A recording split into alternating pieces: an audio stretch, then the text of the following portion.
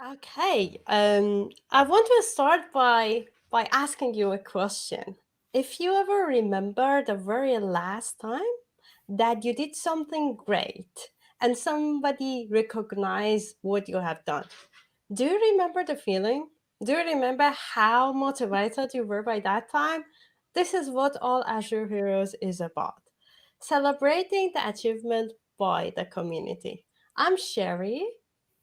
I'm Olivier, and we are here to tell you the story behind the Azure Heroes as an example and show you how we managed to launch a new program in a company like Microsoft. But maybe Sherry can start by telling us a little bit about an overview of the program, right? Yeah, sure. We are working as Azure Developer Engagement Lead at Microsoft. I'm based in Copenhagen. Olivier is based in France. And our role is to engage with the developer communities, and then build relationship with them to find out their knowledge gap and reflect it to the country plan that we built in order to engage the developer community and skilling them up. And Azure Heroes is one of the main tools that we have in our main toolkit. So, what is Azure Heroes? So, it's an award and recognition program from Microsoft to developer community by issuing verifiable and digital collectible badges. Currently, we categorize our badges into two sections: awards and recognition. So you can gain awards by attending to different activities that we have. For example, if you join the conference, if you go to a hackathon, and so on, you can get these different type of award programs that we have. But we set the board to get the recognition badges slightly higher. So how there are some criteria that you need to meet them before we give you any of these badges, and you need to go through a nomination process that we have. Uh, in this way, you can say that we set the value of these badges, the recognition badges, also higher. But how do we actually define the value of these badgers? And these badgers, they are NFT token, non-fungible token. And when I say value, I'm not talking about the monetary value. The way that we set this the value for these badgers is by taking advantage of the blockchain technology, and then actually this was the main reason that we chose this technology, because we wanted to be in charge of the kind of the supply of any of these badges. Let me give you an example. For example, the green contributor badge that we have is the most valuable badge because we have only 75 of these badges available in a whole season. And a season for us is 1 year. And each person can only get one of these badges for every year. Whereas, for example, the learner badger, we have indefinite supply of it, which means that you can say that literally is the least valuable budget that we have. But it is good because we could also celebrate even the smallest achievement by the developer community. For example, by joining a talk, and you can have as many of these badges that you want in each season. But even though that we are using the this technology, we are not killing the planet. Oliver is going to talk about it slightly later. But I should also mention, once we went on this path, we also could use everything that the blockchain technology actually provided us. For example, you can be the true owner of these badges. You can verify that this badges is yours and share it here and there by the direct URL that you have. And also you can also we could gamify our program as well. For example, in February, on the international girls and women in science, we partner with our DevRel team. They developed an educational game called Azure Mystery. We integrated Azure Heroes in that, and we created like a limited edition space badger, where where the developers actually they could earn these badges, and there was already an open source connection between NFT and Minecraft, which enabled us to let people to take these badges with them to the Minecraft and discover more about these female scientists. So isn't it fun? I believe that this choice of technology enabled us to actually add a lot of fun, and it provides us a lot of opportunities to engage more with the developer community. So let's get to Oliver to find out if we are killing our planet or not. Now we're trying out. We try to be good people here, but because as you may know, you've seen in the news recently, there is a lot of debates today on blockchain and environmental carbon footprint. So we want to do things good. So we partner with a third-party company called Engine, who just built a new blockchain, and which they released just a few weeks ago, which is called JumpNet, that reduces drastically the electricity consumptions and therefore reduces the carbon footprint. And so Azure Heroes, when it was launched, used to be on the Ethereum blockchain. And we're currently in the process of moving every badge on the JobNet. So it's almost done. Most of the badges have been moved already. But by moving to this new blockchain, we'll reduce drastically the electricity consumption. And JobNet, so it's brand new, and it uses a different type of consensus on the blockchain. So we moved from proof of stake to proof of authority. So we still have a very secure blockchain that can be hacked. So that's a little bit of the technical details. But you can go, there's a link to the article where they explain how they build the blockchain and how it works. So now that you know what the Azure Hero program is, thanks to Sherry, and you have a little bit of knowledge of the technical details, it's time that we tell you how we launched such a program inside Microsoft. Yes, as I mentioned earlier, we are working at marketing department, and we do report to our local subsidiaries. And Azure Heroes is a global program, and also it connected to Azure as a product, which sits in our global team. Because of that, prior to our launch, we had to actually go and talk and to many of different teams that we have there to get their approval, starting from the core marketing team of Azure. We had to talk and make sure that what we are going to do is aligned to all of their marketing goals and values. And do you see all of these cute little graphics that we have? So we had to talk to our branding team to make sure that what we are doing is aligned to our branding guidelines or not. And the other thing is that at Microsoft, we have a very strict guidelines of data privacy. And we had to have several meetings with our compliance team to make sure that we are not compromising any user data and so on. And that applies to Engine as well. We had to onboard them as a vendor, and they also had to go through a full blown out audit to make sure that they are also not compromising user data either. So these are all of our approvals that we had to get before even we thought about launching the program. And then after that, there it comes the budget. We had to secure our initial budget, and that was also not so easy for multiple different reasons. Is that you're going to make a proposal. You have to make sure that everybody knows what you are going to do, and again, it's making us putting us in a situation that we are an area team, and our program is a little bit of it's global, so that brought us a lot of meetings. But the good news is that we secured it, we made it happen, and also we are moving forward as well. But it helped us to build our negotiation skills.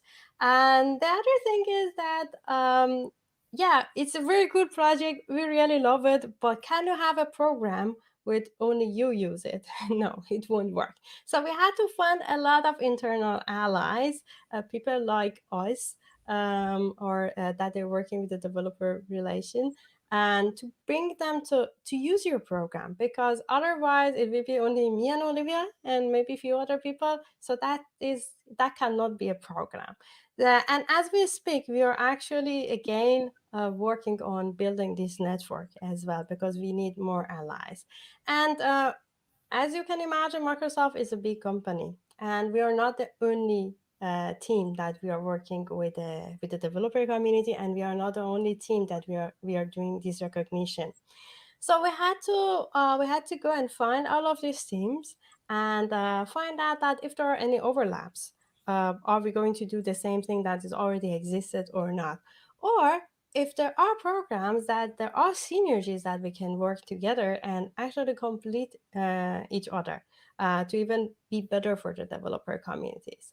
So this task is also ongoing, but yes, this actually bring us to the next part, which is how do we measure our success? Yeah, it is very important to measure success because, as you mentioned, we need to collaborate with people. Collaboration is key because we can't do all the program on our own. And so, in order to collaborate, you need to show people the added value of working with you. And as you may know, in our job, the main way to show added value to have data. So we needed to measure the success of the program in order to convince people to work with us. So we have two kind of measures. We have qualitative measures and quantitative measures. The easiest one is the number of badges we issue, because we don't give badges directly to people. People have to reclaim the badges. So we know that every people who has a badge took an action to redeem the badge. So it's easy to count. And as these people decided to have the badge, we know they wanted it. So we encourage them to share their experience, their badge on social media. And so kind of they become advocates of the Azure Hero program. And so we can even measure the social media engagement. And then for the people who are advocating the more for the program, we have some nice gifts and some Christmas gifts, and try to thank them and show recognition. And also, as she mentioned, we try to collaborate internally with other teams. And that's something we can also measure, because when we started the program, it was only us showcasing the badges. And then we started with the advocacy team that started to do the Azure Space Mystery, as Sherry mentioned. And so now we have even more people we can partner with, and even some people that are directly reaching out to us to partner. So we can measure the number or collaboration we do over time, and it's increasing. So and also, last point, the community engagement. We started recently to onboard some third-party communities to work on the program. So we can give them a QR code. You will see they can use in their community. So that's a lot of things to do, a lot of things to measure. So you may think we're like 40 people in the program, but as we mentioned, it started as a local initiative. So it's a pretty small team, right, Jerry? Yes, we are only 4 people as a core team. So you already met Olivier and me. We have Maxime in Norway, and we have Nick in Belgium. So we are all working together, but we are actually constantly working on scaling up our program and our team. So Oliver, maybe you can mention a few of the things that we do. Yeah. So because as we're a small team, you saw on the previous slide, it's only 4 people, and if you notice on the slide, we're all basically based in Western Europe. So there is no one from Asia, from the US, Africa, Middle East. So it's only us, and it's hard to reach out all these developers. So in order for the program to work, we not only need people to use it, like developers and influencers, we need to advocate internally inside the company. And something we started pretty soon in the process, and we decided to onboard with other teams internally that are not part of our teams, and also other countries, so people from our team in other countries. So the first thing we did was to go to people's meeting and to present the program in different internal meetings. And But you may know that it's not enough. It doesn't really work. Most people just in the meeting think, oh, that's really cool and it's cute and we want to partner with you. But then as soon as the meeting ends, everybody forgets about it and you never hear from them again. So we had to be proactive. And we identified inside the company teams that are the most relevant to partner with us. Teams like the advocacy team, because they also work with the developer audience. So we partner with them to integrate Azure Heroes in some of their activities, like Sherry mentioned the Azure mystery just before. And what's nice with these teams also is that they are global. So when we partner with something, it's a worldwide initiative. So it's even better for us because it allows us to engage with other teams in other countries that we may not be in contact in the first place, and that can bring to potential future collaborations. And also something that we need to work on to scale is at the beginning, the program was very DIY. And in some parts, it's still a bit DIY. And it's not easy to scale, especially in the admin side of the program or the back office, like generating badges or validating nominee. It's all handmade right now. So we can't ask anyone in the company to learn how the system works and to do all the job by themselves. So we're currently working on making it easier, so it becomes easy for anyone to participate in the program. But also, it started as a local initiative on local budget, and if we want to scale, budget may be an issue because we can work on only our budget. So how do we do, Sherry? That's a very good question, Olivier. So, and I don't have the very right answer for you either. So the thing is that this is our ongoing challenge, and again goes back to what Olivier also mentioned. If that is a local budget, we have to scale. We should go global, and then we should find actually budget from different sources to kind of to scale. And we started having an initiative that I mean, not initiative, sorry, strategy to kind of that to detect all the existing program that we have and integrate Azure Heroes to that.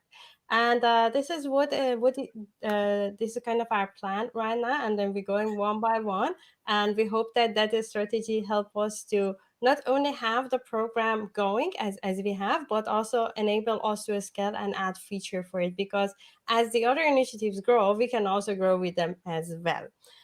We can get back here maybe next year to tell you that if this strategy worked or not, but this is actually our plan as we go forward. But we might not have a lot of money, but we do have dream, Olivier, don't we? Oh yeah, we dream big, and the program is only a year and a half ago since the first learner badge was minted on the blockchain, and so we have plenty of ideas, but we also have things that we know we need to work on. Absolutely, so we need to find more allies. As we said, we have studied that, and we started with the most relevant one, but we're expanding, and we even started to do special badges for teams to do internal summit inside the company. So we even are collaborating with these kind of teams. And if you notice, we have two kind of users or customer, whatever you want. And we have the internal one, so the people inside the company. And right now, as we said, the platform is not scalable. If I have 100 submission, I have to manually send 100 emails with the QR code to the people. So we can't ask anyone in the company, everyone in the company to do the same. Even for us, sometimes it's a pain when there's too many people. So we need to simplify the back office in order to scale internally. And then we have the external users, and like you, the developers, the influencers. And today we have a mobile app because, as we mentioned, Azure Hero is a NFT token, so it needs a wallet. And it's a bit complicated, but as the token doesn't have a monetary value, as Sherry mentioned, we think we can simplify that. So tomorrow we want to have a web wallet, so people don't have to install an application to retrieve their badge. That would like drastically simplify the process. And coming very soon, hopefully we'll have a community website, because one of the issue I would say today is that people can't showcase when they have a badge. So imagine that we have a map of the world where you can see all the Azure heroes, and you can click on someone's and see all the badges he or she has. So people would be able to showcase their badge and to share even their profile URL, even their LinkedIn, social media, and everything. So that's in the work we want to do. And speaking of user experience, we mentioned we have two kinds of badges at the beginning, and today you can claim your Azure Hero badge. So you just scan the QR code with your phone. If you already have the app, then you will see the badge appearing in your badges list. Otherwise, you will be asked to install the app first, and then you will see the badge, right, Cherry?